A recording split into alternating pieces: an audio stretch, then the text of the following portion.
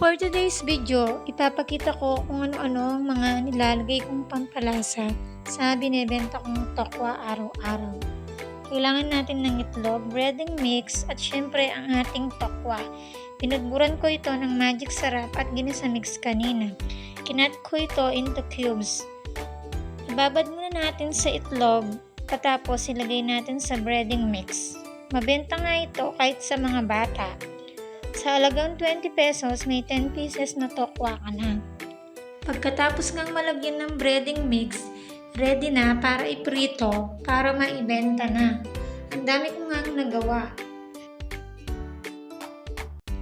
For today's video, ipapakita ko kung ano-ano ang mga nilalagay kong pampalasa sa binebenta kong tokwa araw-araw. Kailangan natin ng itlog, breading mix at syempre ang ating tokwa. Pinagburan ko ito ng magic sarap at ginisa mix kanina. Kinat ko ito into cubes. Ibabad muna natin sa itlog, patapos ilagay natin sa breading mix. Mabenta nga ito kahit sa mga bata. Sa halagang 20 pesos, may 10 pieces na tokwa ka na.